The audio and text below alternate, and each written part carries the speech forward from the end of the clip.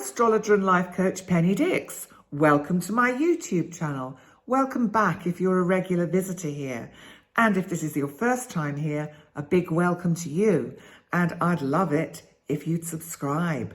So Leo, how is February going to pan out? Because this is for the sign of Leo, whether you're a sun Leo or a rising sign, and it's everything you need to know for the month of February 2023.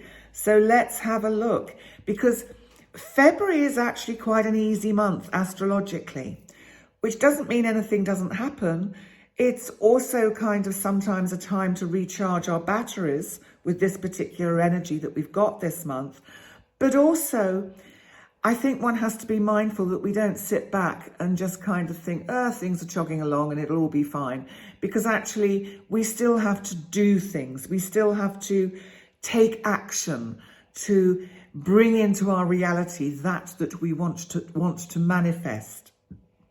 So let's look at your opposite sign first, Aquarius. The sun is here until the 18th. So the sun is spreading its light on your significant close relationships. And this can be business relationships as well as love partnerships or your significant other. And it's going to be in this part of your chart till the 18th, when it will move into Pisces, which is your 8th house of beginnings, endings, transformation. It can also be joint resources. With the sun in Aquarius in your 7th, though, it really sheds light on your relationship and gives you a chance to perhaps connect a little bit better. And just, with the fact that February is going to be a less kind of active time astrologically, to take time out to enjoy some quality time with people you care about. There's one tricky aspect on the 4th, when the sun in Aquarius squares, and that's a challenging aspect, our big outer boy Uranus, our planet of the unexpected, shocks, surprise, in Taurus, in the 10th house of career. And remember, if you're not working or you're retired, there must be something in your life that you're passionate about. There must be something that you feel is kind of like your sole purpose. So apply what I say to that side of your life if you're not working and don't have a sort of profession or a career. Now, this square, I think, because the sun is in our 7th house of relationship, is actually saying something about a partner springs a surprise. So somebody that is involved in whatever you do in that 10th house, career, passion, etc., springs an unexpected surprise or shock. Now, it's a square, so that implies it's a bit of a challenge.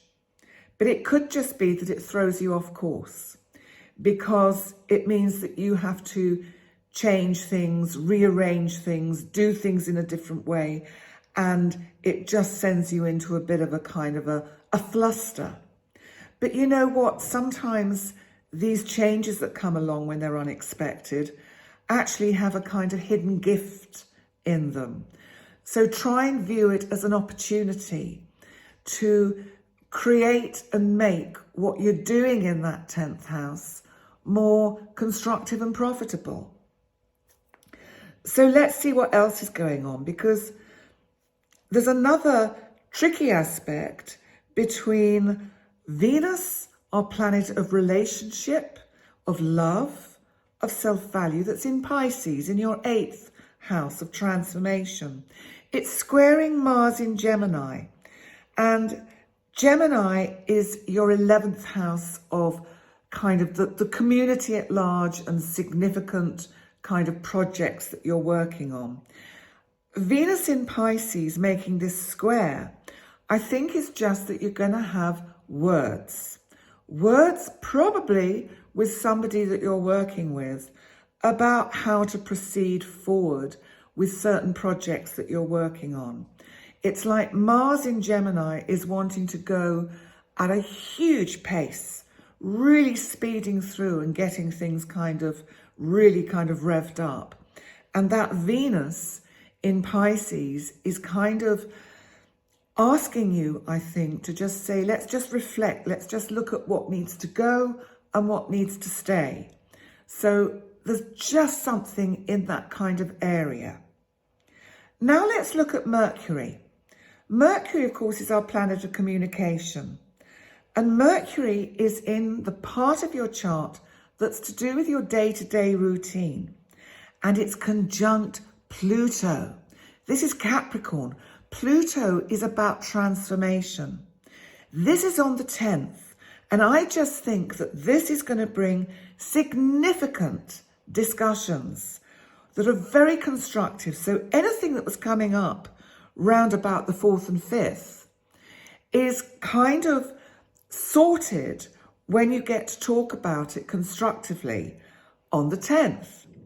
Now, before that, we have had the full moon in your sign, Leo.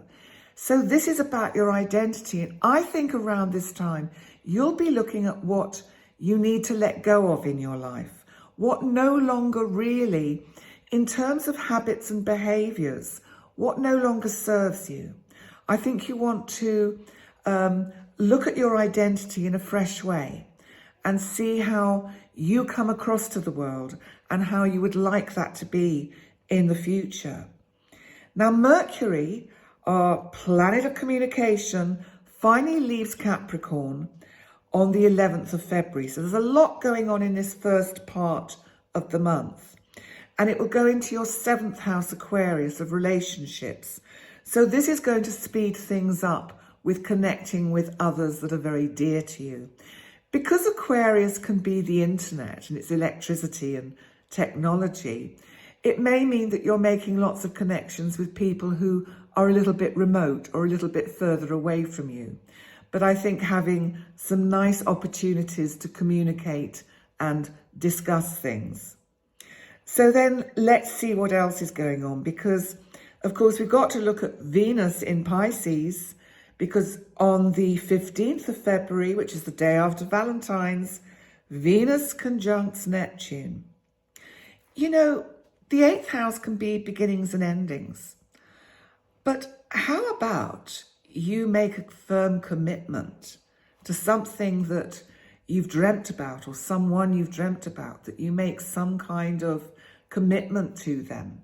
That could be one interpretation of this energy. Of course, it could also be that you see the reality about someone else and you end it. Either way, it could go. And Venus will, on the 20th, which is the day of the new moon, enter Aries, which of course is your 9th house of travel. And so I think that's going to have you looking at whether you can afford to do some travel in the near future. This new moon for you in Pisces is, as I said, it's on the 20th, and it's in this part of the chart to do with endings and beginnings, amongst other things.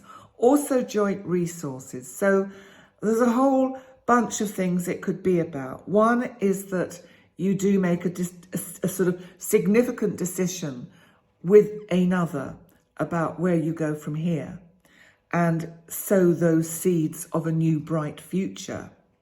The other thing is that it's looking at how you can tweak or change your budgeting, your joint resources, even like maybe deciding to make a new will. If you don't have one, making a will. You know, it's something we think we can put off, I think, till we're sort of much older. But, you know, we actually need to do these things at any time in life, because even if it's just a very small kind of amount that we want to, you know, it can be in terms of sort of objects that we have sentimental attachment to, that we want to know that they go to the right person. So the new moon could also be something of that nature, that you actually think about tweaking your will and how you want things to be when you move on to the next dimension. So there we go, Leo. Thank you so much for joining me for your February horoscope. So please remember to like, comment and subscribe. And I look forward to seeing you next time. Bye for now.